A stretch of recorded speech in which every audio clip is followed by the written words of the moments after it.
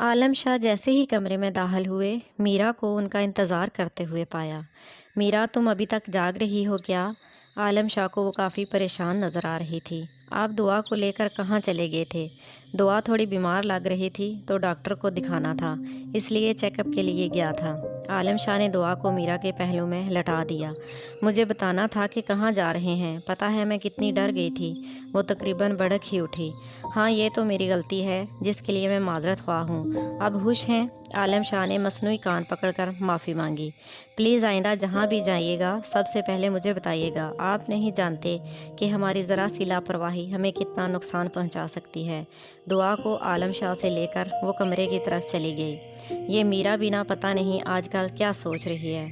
मुझे समझ में नहीं आता भला अपनी बेटी को पहले जाने से कौन सा नुकसान हो सकता है। मुझे लगता है मुझे इस बारे में मीरा से बात करनी होगी।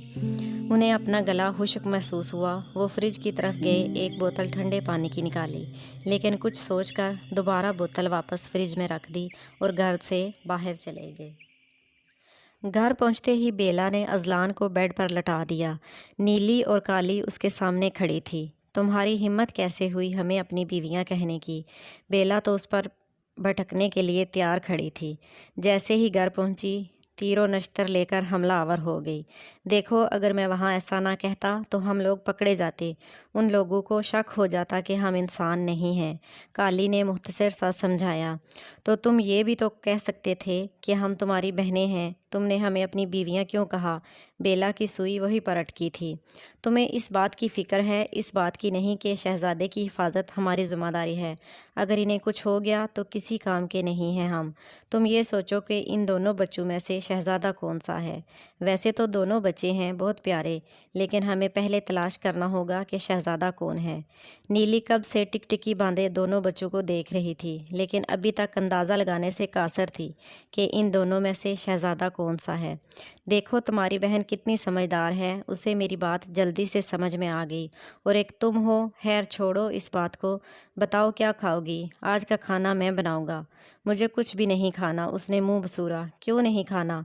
मेरी मर्ज़ी, मैं तुम्हें नहीं बता सकती। नीली ने मुंह बनाया। अच्छा, एक चीज़ तुम लोगों ने देखी? अचानक काली के जहन में अस्पताल वाली बात आई। नीली शहज़ादे रहीम और वज़ीरज़ादे को देख रही थी। अंदाज़ा लगाना मुश्किल था कि शहज़ादा कौन सा था, इसलिए उन्होंने एक का नाम अज़लान और दूसरे का नाम रेयान रख दिया। अच्छा, ऐसी क्या बात है जो तुम्हें पता है हमें नहीं? बेला आज इस पर बहुत भड़की हुई थी। वो बच्ची हमारे बच्चे को देखकर मुस्कुरा रही थी। इसे देखकर बच्चा चुप हो गया। कुछ तो है उस बच्ची में। बेला को फिर से अस्पताल वाली बात याद आ गई। देख काली, दिमाग मत खा, और अगर अशरफ को भनक भी लग गई तो हमारी खैर नहीं। इसे बहुत डर लग रहा था। अशरफ सल्तनत के लिए कुछ भी कर सकता था। शहज़ादे के साथ उसका बच्चा भी गायब था। उसकी तलाश शुरू हो गई थी। तुम फिक्र मत करो, मैंने घर के आसपास तिलिस्मी मिट्टी का हसार बना दिया है। मेरे ख़ानदान के अलावा कोई इसे तोड़ नहीं सकता, और ना ही हमारी बू सूंघकर हम तक पहुंच सकता है। इसकी बात सुनकर दोनों बहनों ने सुख का सांस लिया। चलो खाना खाओ, इंसान बहुत ज़बरदस्त खाना बनाते हैं। समझ नहीं आती हम लोगों से, इनकी उम्र कम होती है मगर इन्हें अपनी मौत की कोई फ़िक्र नहीं है। बड़े बड़े घर बनाते हैं और रहने का मौका भी नहीं मिलता और मर जाते हैं। काली ने फ़िज़ा में हाथ बुलंद किया और उसके हाथ में कई किस्म के खाने आ गए। अरे काली, ये क्या है? उसने बर्गर की तरफ इशारा किया।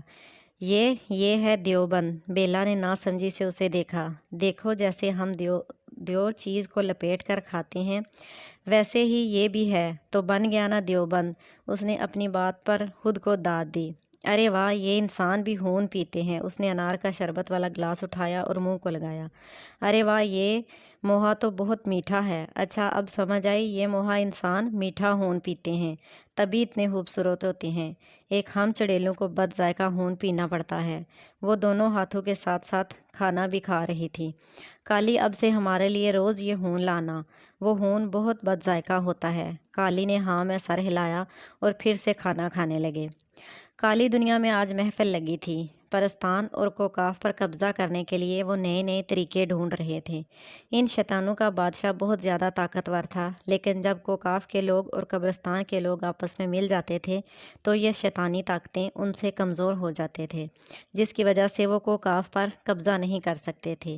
کالی دنیا میں یہ بات آگ کی طرح پھیل چکی تھی کہ کوکاف کا شہزادہ پیدا ہو گیا ہے۔ اب ان کا خاتمہ ہر صورت ہونا تھا۔ صرف ایک جو انہیں بچا سکتا تھا، شیطانی بادشاہ کو اس کی پیدائش کا بے صبری سے انتظار تھا۔ محفل میں موجود تمام لوگ اپنے مشورے دے رہے تھے۔ بادشاہ سلامت، میرا کہنا ہے کہ ہم پرستان کی ملکہ کو اٹھا کر لے آتے ہیں، اور بادشاہ لقمان کو جب بھی ان دونوں کا خاتمہ ہو جائے گا تو ہماری فتح ہماری ہے، اور پھر کوئی بھی ہمیں مار نہیں سکتا۔ کالی دنیا کے وزیر نے کھڑے ہو کر بادشاہ کے سامنے عاجزی سے عرض کی، تمہاری بات ٹھیک ہے شیڈو، لیکن تم یہ نہیں جانتے کہ بادشاہ لقمان اور پرستان کی شہزادی کا خاتمہ آسان نہیں۔ ہم کسی بھی صورت ان تک نہیں پہنچ سکتے، اس لیے ہمیں اس بچی کو حاصل کرنا ہوگا۔ ایک وہی ہے جو ہمیں جیت دلا سکتی ہے۔ بادشاہ اس کی بات سے بالکل بھی متفق نہیں تھا۔ اس کے خیال میں یہ ایک بیوقوفانہ فیصلہ تھا۔ وہ کسی بھی صورت میں کمزور ہونے کے باوجود دو ریاستوں سے دشمنی مول نہیں لے سکتے تھے۔ ابھی محفل جاری تھی کہ بادشاہ کا مخبر وہاں حاضر ہوا۔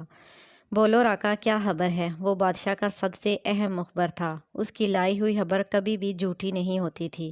اس نے جھک کر پہلے بادشاہ کو سلام کیا اور پھر نہایت ادب سے ملا۔ حضور، سعید پور کی لڑکی پیدا ہو چکی ہے۔ اگر وہ لڑکی پیدا ہو چکی ہے تو تم ہمیں یہ خبر سنانے کے بجائے اسے اپنے ساتھ اٹھا کر لاتے۔ تم اتنی بڑی بیوقوفی کیسے کر سکتے ہو؟ بادشاہ غصے سے اٹھ کھڑا ہوا۔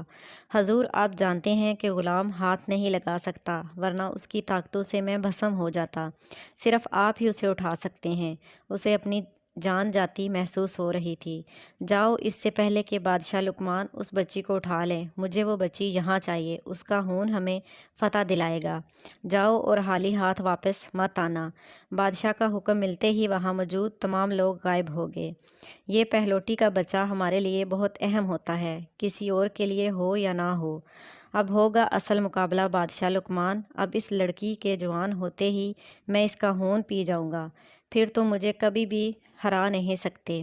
وہ زور سے ہنسا، اس کی کالی دنیا میں بجلی کڑکی اور ایک دم سے غائب ہو گئی۔